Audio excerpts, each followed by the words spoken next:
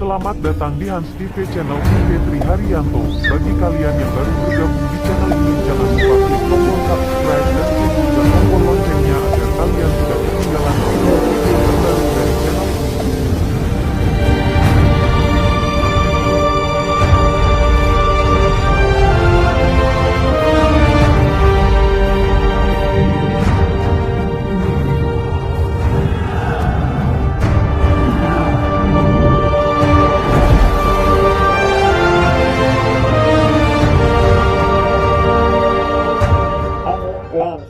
Ahli fisika Rusia keturunan Jerman sekitar tahun 1834 berhasil menjelaskan arah arus induksi yang tidak terpikirkan oleh Michael Faraday.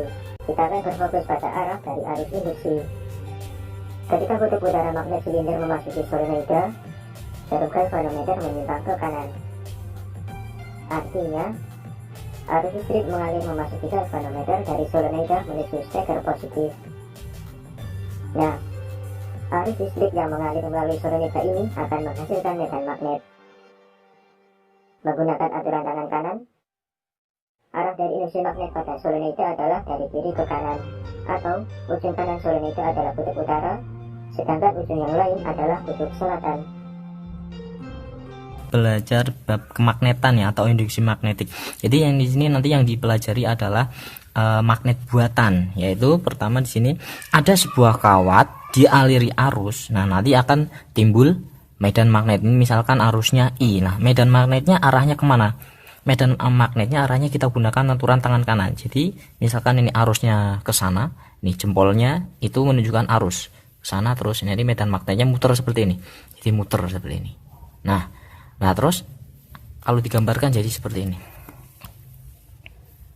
Nah, ini medan magnetnya muter ya, muter ini kawatnya. Jadi arah medan magnetnya kemana tergantung yang ditanyakan. Misal di belakang kawat sini ya ke kiri, kalau di depan kawat ke kanan. Pas di samping kanannya nanti masuk ke kertas ke sana, pas di kirinya nanti keluar kertas ya.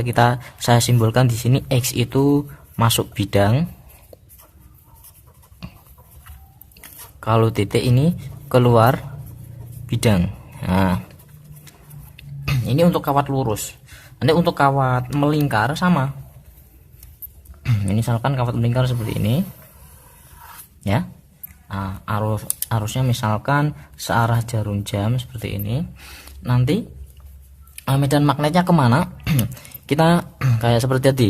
Kalau ini arusnya lurus, nanti medan magnetnya yang akan muter. Kalau ini arusnya yang muter, nanti medan magnetnya kita pakai yang jempol. Jadi dibalik aja, ini arusnya muter seperti ini. Nah, medan magnetnya masuk. Nih. Atau lebih jelasnya misalkan dia nanti berlawanan jarum jam seperti ini. Ini arusnya ke sini, I. Sama nanti arusnya muter seperti ini. Nah, jempolnya ke atas, ini medannya keluar bidang. Ini saya lambangkan B ya. B itu medan magnet. Nah, medan magnet di sini nanti bergantung pada 3 hal. Pertama, besar arusnya, yang kedua, panjang kawatnya, yang ketiga, jarak terdekat ke kawatnya. Jarak terdekat itu adalah jarak yang tegak lurus ke kawat. Jadi ini nanti yang jarak terdekatnya sini. Kalau kawat melingkar, jarak terdekatnya berarti ini. Nah, ini jarak terdekatnya jari-jarinya. Seperti itu. Untuk lebih jelasnya nanti besaran medan magnet seperti ini. Nanti ada, pertama kita bahas dulu yang kawat lurus ya. Kawat lurus. Kalau kawat lurus itu seperti ini. Nanti ada kawat lurus. Nah, dialiri arus. Misalkan arusnya ke sana. Ini I. Nanti akan muncul medan magnet misalkan di titik sini. Jadi kita simbolkan titik P. Medan magnetnya kemana? Pakai aturan tangan kanan kayak tadi. Medannya muter di sini ya. Berarti nanti pas di sini masuk bidang. Ini medan magnet di titik P sini masuk bidang, itu arahnya. Besarnya berapa? Caranya gini. Ini kita garis luruskan dari sini ke ujungnya, ini ke ujung juga. Nanti muncul sudut alfa dan sudut beta. Nah, jarak yang terpendek jangan lupa, jarak yang terpendek yang tegak lurus ini kita namakan A. Nah, besar medan magnet di titik P atau induksi magnetik itu mu 0 I itu arusnya dibagi 4 pi A itu jarak terpendek dikalikan cos alfa ditambah cos beta. Nah, mungkin nanti kalau kalian di sekolah diajarin yang mu 0 I per 2 pi A itu nggak masalah. Itu dipakai kalau kawatnya lurus. Kawatnya panjang banget ya, panjang banget. Ya kalau panjang banget atau kawat tak terhingga, nanti alfanya berapa? Ini misalkan panjang, alfanya ke sana mendekati 0. Betanya juga nanti panjang banget mendekati 0. Jadi jika kawatnya panjang banget atau tak terhingga, nanti B di titik P, nanti masukkan cos 0 1, cos 0 1, 1 tambah 1 2, 2 bagi 4 setengah. Jadi ini yang diajarkan di sekolah. Tapi nanti kalian pelajari juga ini, karena ini untuk keperluan nanti soal-soal SBMPTN juga nanti pakainya yang ini. Itu kawat lurus.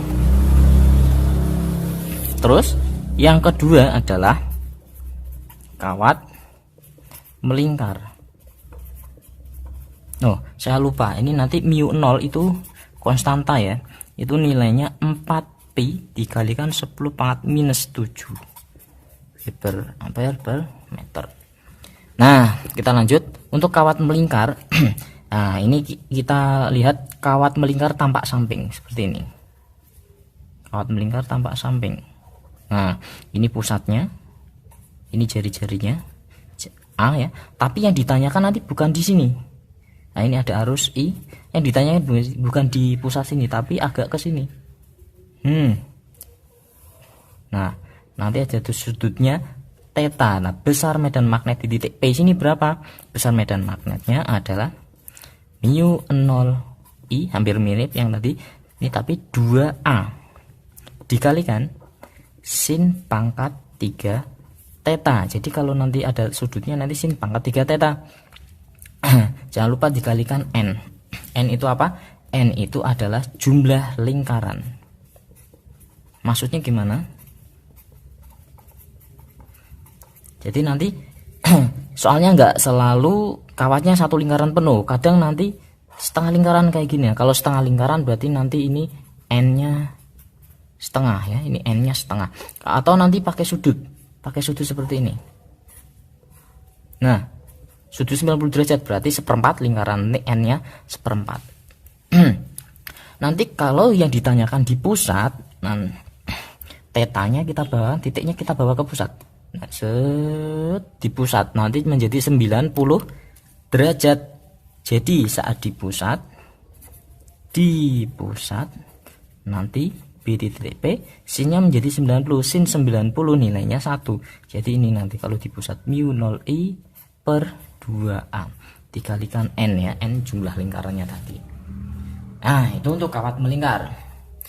Terus selanjutnya kalau kawat melingkarnya banyak, nah kalau banyak namanya solenoide.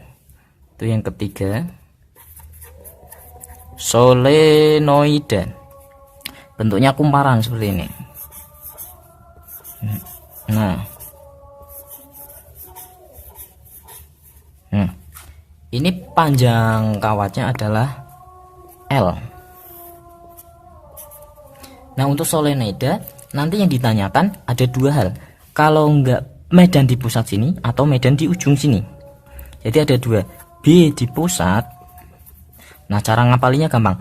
Pusat itu 1. Jadi B di pusat mu 0 I per L. Jangan lupa dikalikan N. N itu jumlah lilitannya atau jumlah kumparan. Nanti di soalnya diketahui. Misalkan solenoide 500 lilitan berarti N-nya 500. Terus yang kedua, B di ujung. Nah, kita ingat ujungnya aja berapa? Ujungnya 2, berarti mu 0 I per 2L dikalikan N. Seperti itu ya. Nah, sebenarnya sudah selesai. Nanti ada satu lagi yang namanya toroide, tapi ini sebenarnya sama saja dengan solenoide. Bedanya apa? Toroide itu solenoide tapi diputer gini, jadi menjadi lingkaran. Nah, ini kumparan tapi membentuk lingkaran seperti ini. maaf gambarnya agak jelek ya.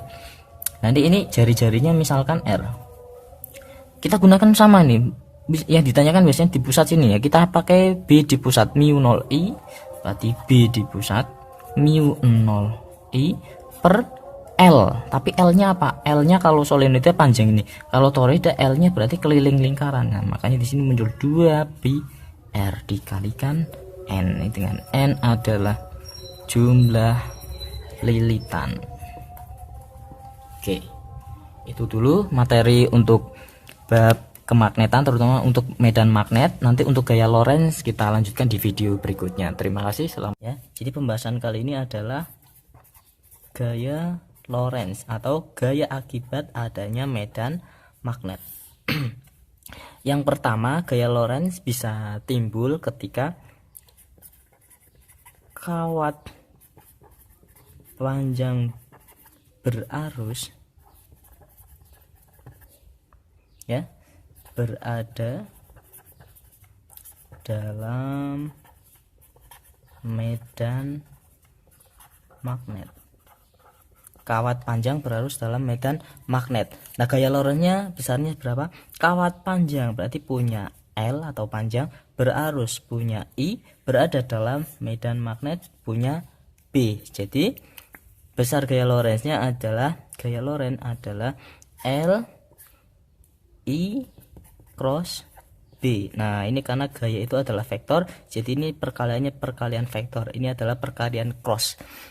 Misalkan nanti itu matematis ya, tapi intinya di fisikanya intinya adalah I dan B-nya ini harus tegak lurus ya. Jadi di sini I harus tegak lurus B. Kalau tidak tegak lurus nanti gimana? Ya, kita tegak lurus kan nanti muncul sudutnya. Kalau tidak tegak lurus, kita pakaikan LIB sin theta, yaitu theta itu adalah sudut antara ini ya, sudut antara I dan B.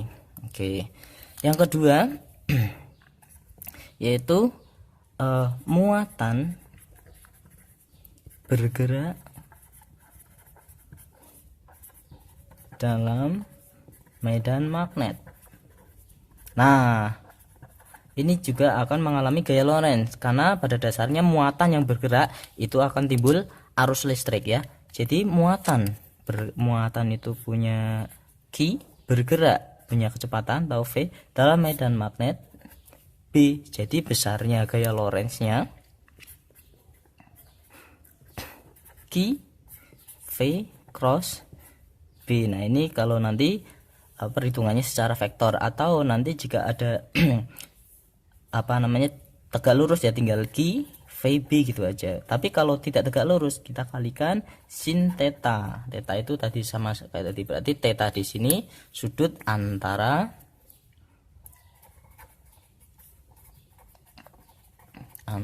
V dan B gitu ya.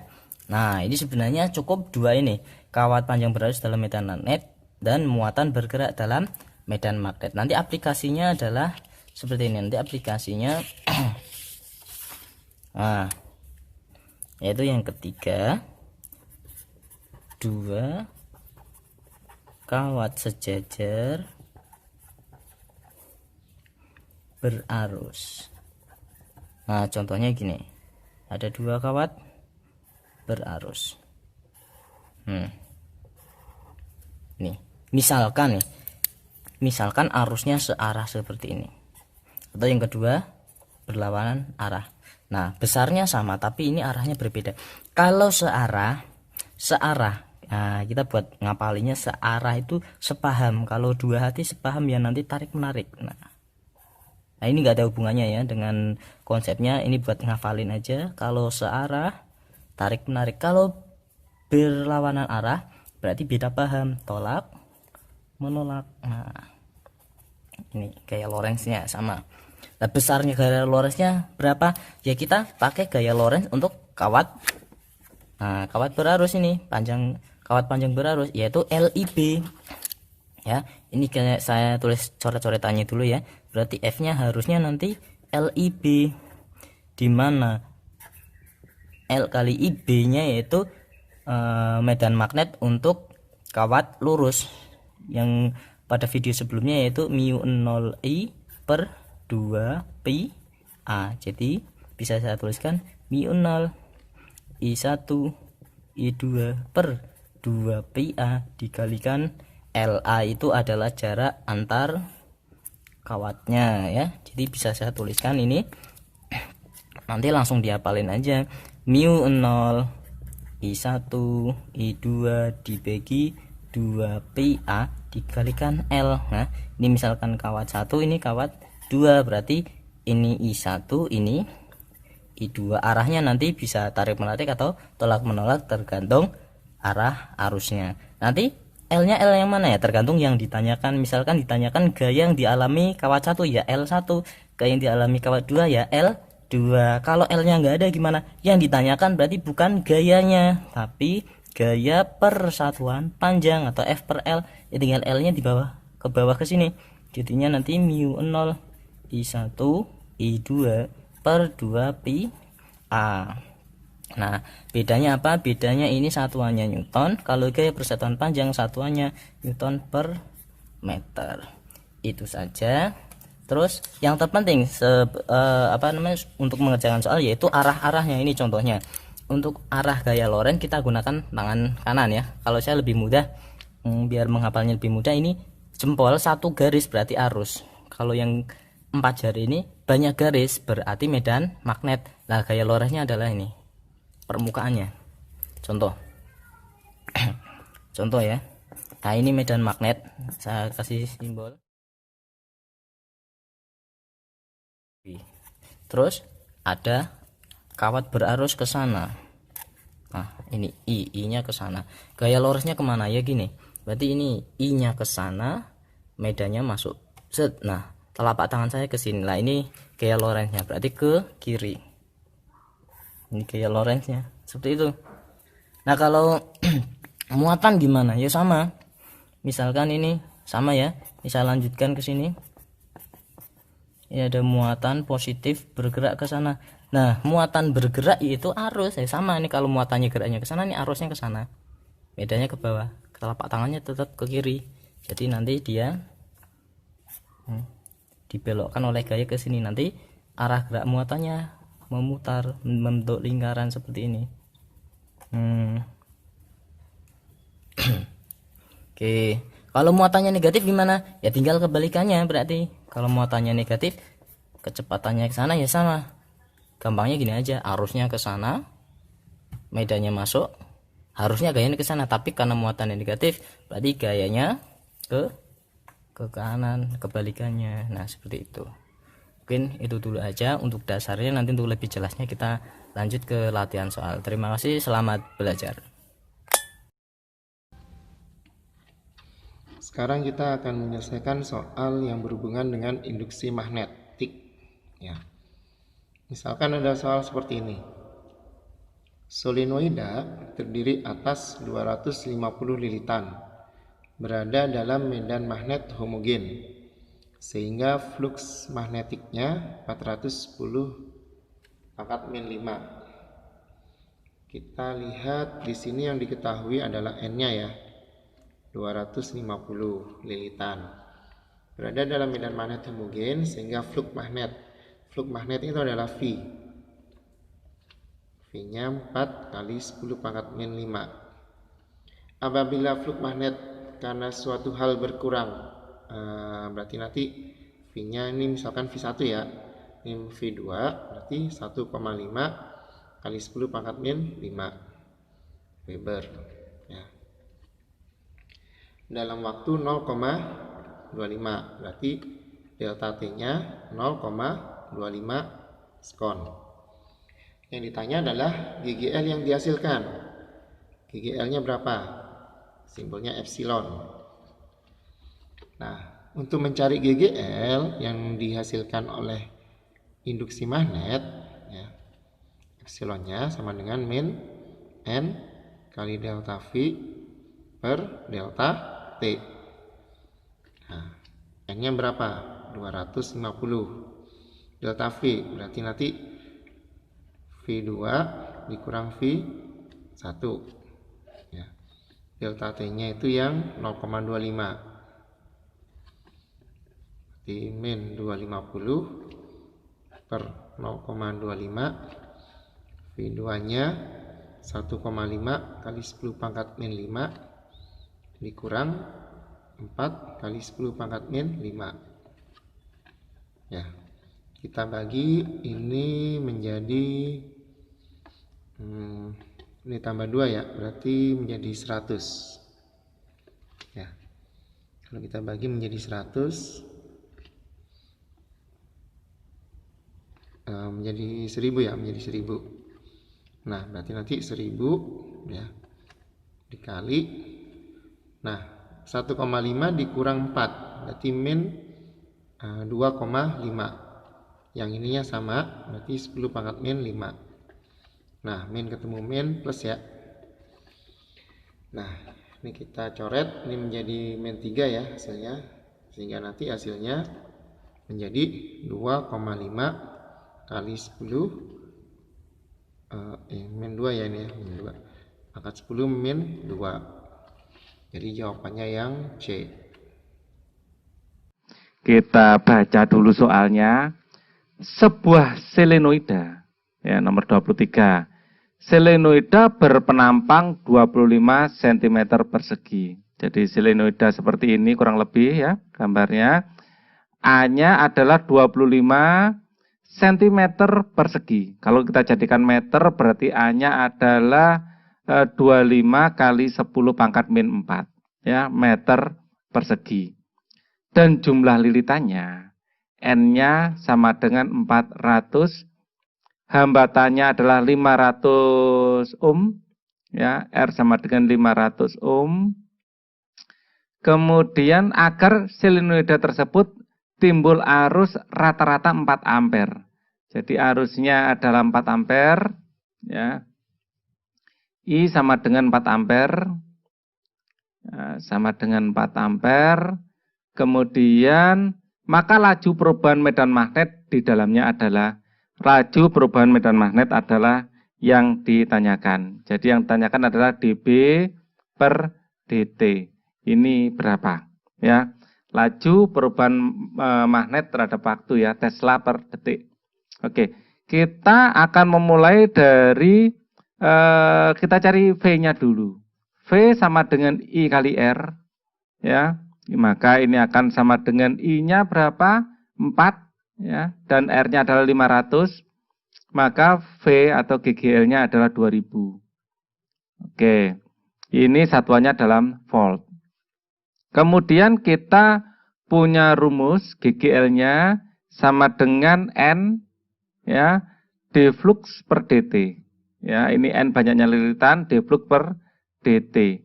Flux sendiri ya, rumusnya adalah B kali A. Nah, A-nya di sini sudah ada. A ini termasuk konstanta. A-nya bisa keluar. Ya, jadi E sama dengan N D ya, B kali A per dt. A-nya bisa keluar dari rumus diferensial, maka N dikali A dB per dt. Nah, dB per dt ini yang ditanyakan. Maka dB per dt ini adalah E-nya adalah 2000 ini ya, dikalikan silang jadi dibagi N dan A.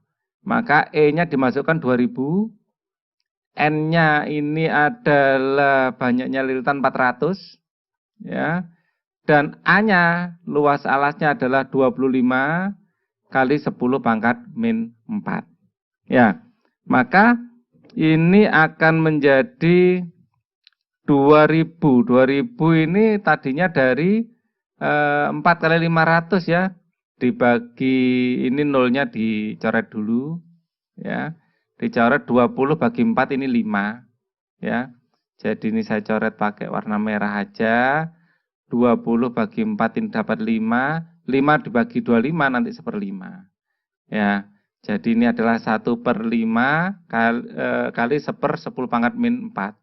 Jadi ini adalah 1, 2, 3, 4 dibagi 5 kan gitu ya. Nah, 10 bagi 5 itu 2. Jadi jatuhnya 2000.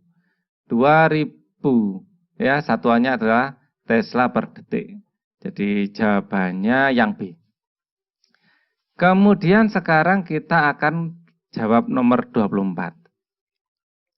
Nomor 24 ini selenoida lagi. Ya. Sekarang kita baca dulu. Selenoida mempunyai 2000 lilitan. Kita pakai warna biru aja. Lilitannya adalah 2000. Panjang selenoida L adalah 40 cm atau 0,4 meter. Ya.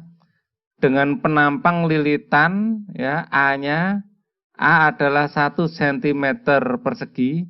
Kalau jadikan meter berarti 10 pangkat min 4 ya, meter persegi.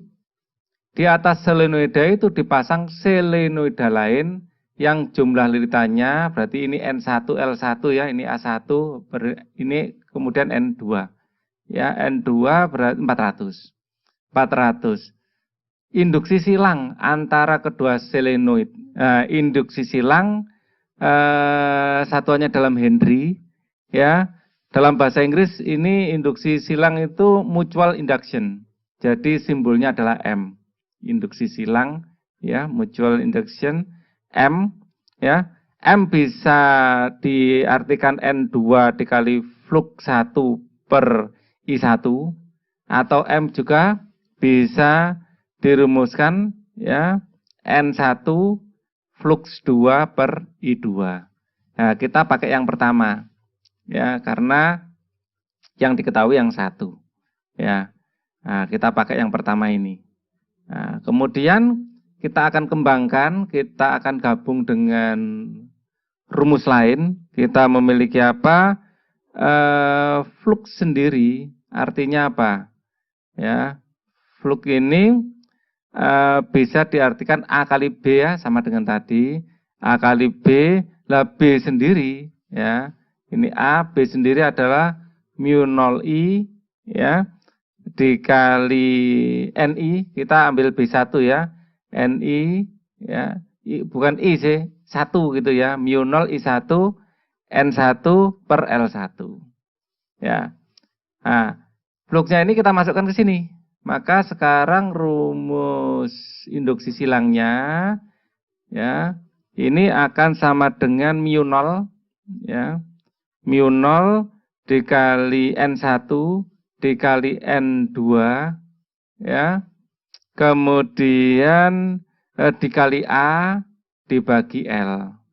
Nah, kemudian kita tinggal memasukkan angka-angka yang kita miliki ya. Mu 0 itu adalah 4pi kali 10 pangkat min 7. 4pi kali 10 pangkat min 7. N1-nya adalah berapa tadi? 2000. N2-nya kita punya 400. Benar 400 ya. Nah, benar yang di bawah itu 400 ya. Kemudian kali 10 pangkat min 4 A-nya ya. Kali 10 pangkat min 4 terus dibagi dengan 10 pangkat min 1. 10 pangkat min 1. L-nya kan 10 pangkat 4 kali 10 pangkat min 1 ya. 4 kali 10 pangkat min 1. Kan 0,4. Ya, yang bisa dicoret kita coret. Di sini yang bisa kita coret adalah 4-nya. Ya. Nah, tinggal pi kali 2 kali 4. 2 kali 4 adalah 8. Ya. Berarti ini sama dengan 8 pi ya kali 10 pangkatnya ini yang harus hati-hati. Ini adalah min 7, ini 2000, ini berarti plus 3, 400 berarti plus 2 ya. Ini min 4 ya, dikurangi 4, terus ini min 1 berarti plus 1. 7 dikurangi 3 ada min 7 tambah 3 adalah plus 4, plus 4 min 4 ini habis ya, tinggal 0 tambah 2 tambah 1 adalah 3 ya. 2 tambah 1 3 berarti berapa? 8pi kali 10 pangkat. Wah, ini harus hati-hati. Sebentar, kita ulang lagi ya. 7 di sini 2000. 2000 itu kan berarti 3 ya. Ini min 7 tambah 3 tambah 2. Min 2. Min 2 Ya. Min 2 min 4 berarti min 6. Min 6 tambah 1 min 5. 8pi kali 10 pangkat min 5. Min 5. Nah, ini benar ya? Oke. Kalau salah ya kalian komen aja. 8pi kali 10 pangkat min 5. Saya kadang-kadang nggak teliti kalau penjumlahan itu. Oke. Jangan lupa klik tombol like, subscribe, dan juga tombol loncengnya, agar kalian tidak ketinggalan video-video terbaru dari Hans TV Channel.